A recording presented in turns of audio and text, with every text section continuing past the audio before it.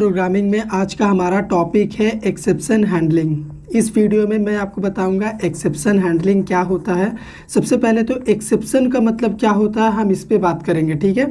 उसके बाद इस एक्सेप्शन को हैंडल कैसे करेंगे वो भी बात करेंगे हम। तो सारी चीज़ें रियल लाइफ प्रैक्टिकल एग्जाम्पल के साथ हम कवर करने वाले हैं। सबसे पहले एक्सेप्शन का मतलब क्या होता है आपको वो पता होना चाहिए। Exception is nothing but run time errors and it occurs due to incorrect implementation of logic, ठीक है। अगर आपके लॉजिक में कुछ इनकरेक्ट आपने इम्प्लीमेंटेशन किया हुआ है तो इसी वजह से आपको एक्सेप्शन मिलता है, ठीक है।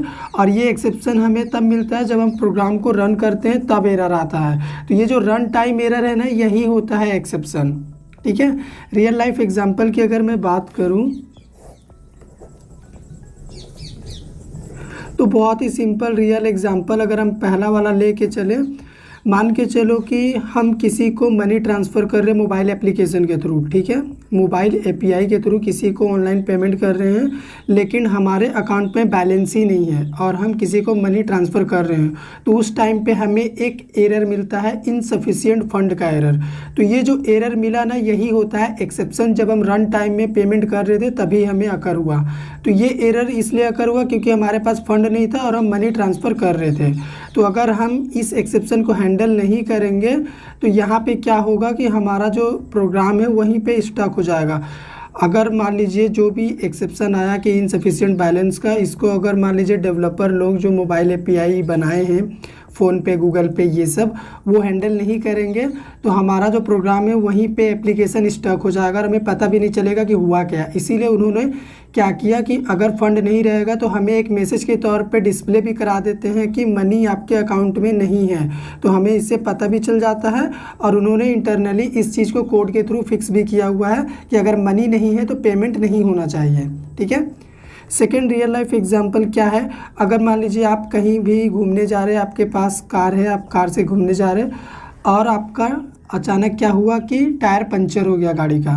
तो अगर आपके पास स्टेफनी होगा, बैकअप होगा, एक न्यू चक्का होगा तो आप वहाँ पे उसको लगा के अपना जर्नी कंप्लीट कर सकते हैं। लेकिन अगर आपके पास स्टेफनी नहीं होगा तो आप उसे बना के अपना जर्नी कंप्लीट नहीं कर पाएंगे। तो आपका जर्नी वहीं पे रुक जाएगा जहाँ पे आपका चक्का ये गाड़ी का पंचर हुआ है, ठीक है।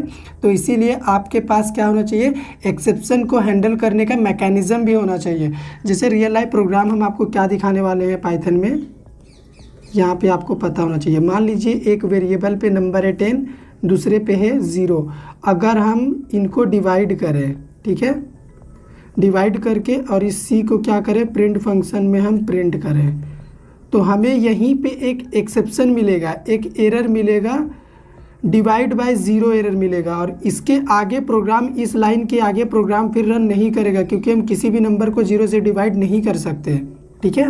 यहीं पे प्रोग्राम हमारा रुक जाएगा और इसके आगे जितना भी कोड लिखा होगा वो रन नहीं करेगा। जैसे इसके आगे मान लीजिए अगर लिखा हुआ है अंकुश तो ये भी रन नहीं करेगा, ठीक है, और ना ही ये रिजल्ट प्रिंट होगा। एरर मिल जाएगा सीधा यहीं पे और प्रोग्राम यहीं पे बंद हो जाएगा। लेकिन अगर इसको हम हैंडल करेंगे एक्सेप्शन हैंडलिंग के थ्रू तो क्या होगा, अभी एक्सेप्शन हैंडलिंग क्या होता है, अभी तक जो बात किया हमने एक्सेप्शन के बारे में बात किया।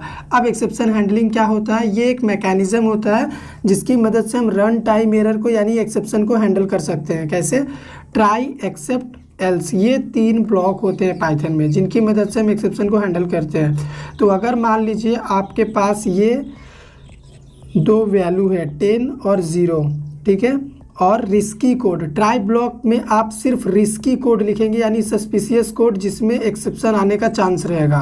अगर यहाँ पे ट्राई ब्लॉक में एक्सेप्शन आएगा तब जाके ये एक्सेप्ट ब्लॉक में लिखा हुआ कोड एग्जीक्यूट करेगा। अगर यहाँ पे एक्सेप्शन नहीं रहेगा तो ट्राई ब्लॉक खुद एग्जीक्यूट हो जाएगा, ये एग्जीक्यूट नहीं होगा, ठीक है। अगर ये एग्जीक्यूट हुआ तो ये नहीं होगा और अगर इसमें एक्सेप्शन आ गया तब जाके ये एग्जीक्यूट करेगा। और ये एल्स ऑप्शनल होता है, इसको आप यूज़ कर भी सकते हैं, नहीं भी कर सकते, ठीक है। लेकिन देखो यहाँ पे सस्पिशियस कोड, रिस्की कोड क्या था हमारे पास, किसी भी नंबर को जब हम 0 से डिवाइड करते हैं तो यहीं पे क्या होता है, एरर आता है, एक्सेप्शन आता है। तो इसी सस्पिशियस कोड को हम ट्राई ब्लॉक के अंदर लिखे हुए हैं। और रिजल्ट को प्रिंट किए हैं। अगर यहाँ पे सस्पिशियस कोड है, मान लीजिए यहाँ पे एक्सेप्शन आ गया, 0 से डिवाइड कर रहे हैं, तो एक्सेप्ट ब्लॉक में हम आ जाएंगे और यहाँ पे एक्सेप्शन को हैंडल किए हुए हैं हम। कुछ भी मैसेज यहाँ पे आप दे सकते हैं, तो आप कुछ भी अंडरस्टैंडिंग मैसेज जो भी आप यहाँ पे डिस्प्ले करेंगे वो स्क्रीन पे आपको दिखेगा कि किस वजह से आपको यहाँ पे एक्सेप्शन मिला था। ठीक है, तो चलिए प्रैक्टिकली बाकी चीज़ों को हम कवर करते हैं। अब प्रोग्राम में सबसे पहले हम क्या करेंगे, वेरिएबल ए में एक वैल्यू इनपुट कर लेते हैं इंटीजर टाइप का, तो इंट फंक्शन, और हम वैल्यू इनपुट करते हैं इनपुट फंक्शन की मदद से, तो इनपुट भी लिखेंगे और यहाँ पे एक मैसेज दे देते हैं एंटर फर्स्ट नंबर। ठीक है, हमारा जो भी पहला नंबर होगा वो वेरिएबल ए में जाके क्या होगा, स्टोर हो जाएगा।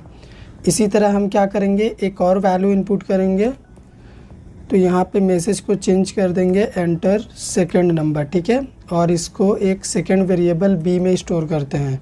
तो हमने 2 वैल्यू इनपुट कर लिया है। ये वैल्यू जब हम प्रोग्राम रन करेंगे तो इनपुट करेंगे, ठीक है, कंसोल में। उसके बाद इनको क्या करेंगे, डिवाइड कर देंगे, ए डिवाइड बी, और सी नाम के वेरिएबल में स्टोर कर लेंगे रिज़ल्ट को। और अपने रिज़ल्ट को अब यहाँ पे प्रिंट फंक्शन की मदद से हम प्रिंट कर सकते हैं। तो यहाँ पे डबल कोट्स में एक मैसेज भी दे देते हैं कि ये जो प्रिंट हो रहा है वो रिज़ल्ट है। ठीक है, अब अगर प्रोग्राम को इतना हम रन करें और सबसे पहले आपको आउटपुट दिखाएं तो क्या आता है। फर्स्ट नंबर इनपुट करने बोल रहा है, तो फर्स्ट नंबर इनपुट कर देते हैं 10, सेकेंड नंबर इनपुट कर देते हैं 2। तो यहाँ पे देखो, अगर हम 10 को 2 से डिवाइड करेंगे तो रिज़ल्ट 5 आएगा। ठीक है, लेकिन अगर प्रोग्राम को हम रन करें और अभी सेम नंबर अगर 10 इनपुट करें पहला और दूसरा कर दे 0, तो यहाँ पे देखो अभी हमें एक रन टाइम एरर मिला है। एरर का नाम है 0 डिवीज़न एरर। ठीक है, डिवीज़न बाय 0 एरर मिला है। तो ये जो रन टाइम में एरर आया है इसी को बोलते हैं एक्सेप्शन। और जब भी हम किसी नंबर को 0 से डिवाइड करते हैं, आप चाहें तो अपने मोबाइल फ़ोन में अभी भी चेक कर सकते हैं, आपको वहाँ पे एरर मिलेगा। आप ये नहीं कर सकते हैं। तो ये जो एक्सेप्शन आया ना लाइन नंबर 4 में, लाइन नंबर 4 में एक्सेप्शन आने के बाद लाइन नंबर 5 का कोड एग्जीक्यूट नहीं करा, ये जो हमने लिखा है। इनफैक्ट इसके बाद अगर आप कितना भी कोड लिख दो वो रन नहीं करेगा।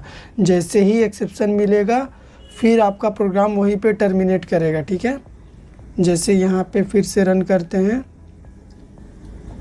और यहाँ पे नंबर इनपुट कर देते हैं 20 और 0 से डिवाइड करते हैं। देखो एक्सेप्शन आया तो यहाँ पे आगे प्रोग्राम रन नहीं किया जैसे ही इस लाइन में एक्सेप्शन मिला।